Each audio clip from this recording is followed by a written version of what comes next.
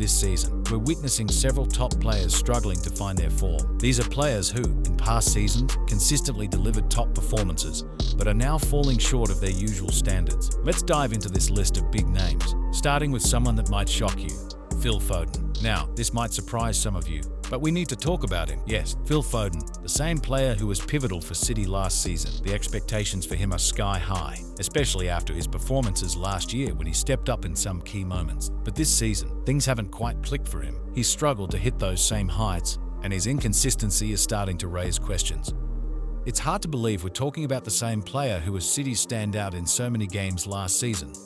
What's even more surprising is that he's finding it difficult to nail down a regular spot in the starting 11. Jack Grealish has been looking sharper, and it seems Foden is finding it hard to compete with him right now. City's problems don't end there. Rodri, one of their most crucial players, has also had a tough time. But unlike the others on this list, his struggles aren't down to form. In fact, Rodri was playing quite well at the start of the season, but in City's match against Arsenal, he picked up a serious injury, a ruptured ankle. That's it for him this season, and it's a massive blow, both for the player and for the team.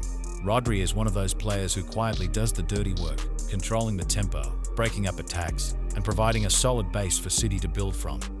Without him, City immediately dropped points in their next match against Newcastle. It's a big loss, and we'll have to see how City cope without him for the rest of the season. Next up, we have a player from Manchester City's biggest rivals, Manchester United. Someone who's been a key figure in a struggling Manchester United side, Bruno Fernandes. The Portuguese international has long been regarded as one of the best midfielders in the Premier League. Since joining United, he's been the creative heartbeat of the team, and even when United hasn't been at their best, Fernandes often stood out. But this season, things have been underwhelming for him. Fernandes is a central part of United's attack. Almost everything goes through him. He's always on the move, always demanding the ball, always trying to make things happen. But here's the problem.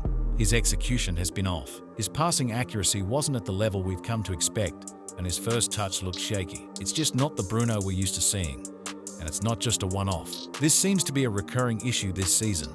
For a player of his caliber, who has been so consistent over the years, this drop in form is noticeable.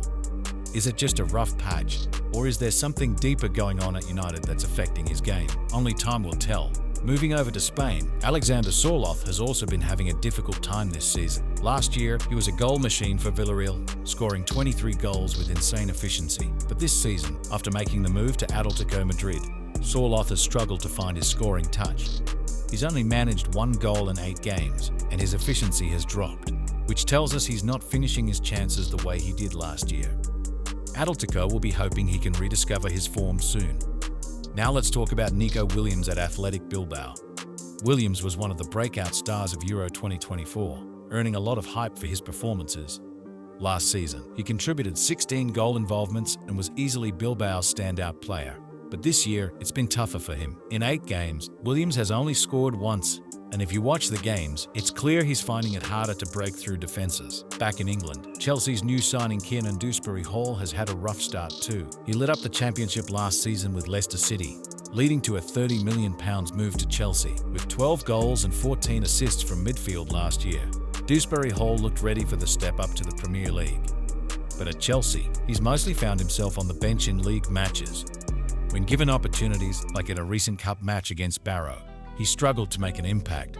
It's been a disappointing start for him, but there's still time to turn it around. Another big name that's having trouble this season is Mohammad Kudus. Last season, Kudus was a revelation, but this year, things have taken a downturn. In 8 matches, he has yet to find the back of the net, and he's come under heavy criticism from his new manager, Julen Lopetegui, for not being a team player. Kudus is one of those players who thrives in smaller clubs where they can take the ball and drive forward, relieving pressure on teams that often sit back and defend for long stretches. But at his current club, things aren't working out, unless there's a significant change. Kudus may find himself looking for a way out. And let's be real, there will be plenty of clubs lining up for a player with his potential. Over at West Ham, Niklas Füllkrug has also struggled to make an impact. West Ham spent £27 million to bring him in, hoping he would provide some much-needed firepower up front. But so far, it hasn't worked out. In the 3 games he's played, Füllkrug has looked off the pace, and to make matters worse, he picked up an injury during the UEFA Nations League, which has sidelined him for the foreseeable future. It's been a tough start for him, and for West Ham, who were hoping for more from their new signing. In Germany, Jeremy Frimpong, the Dutch wingback who was a revelation last season, is also struggling. Playing as a wingback, Frimpong racked up 9 goals and 7 assists last year, terrorizing defenders with his speed and dribbling ability. But this season, things have been different. Teams seem to have figured him out, and his runs aren't causing the same problems they did last year.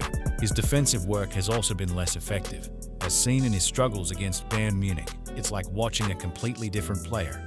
Finally, we come to Nico Schlotterbeck at Borussia Dortmund. Last season, Schlotterbeck was a rock at the back for Dortmund, establishing himself as one of the best ball-playing centre-backs in the Bundesliga. He was even called up to the German national team for Euro 2024, but this season, it's been a different story. Dortmund's defense has looked shaky, and Schlotterbeck hasn't been able to replicate the form that made him such a standout last year. Dortmund has already conceded 9 goals in just 5 games, including a 5-1 thrashing at the hands of Stuttgart. It's been a rough start for Schlotterbeck and for Dortmund. That's it for this video.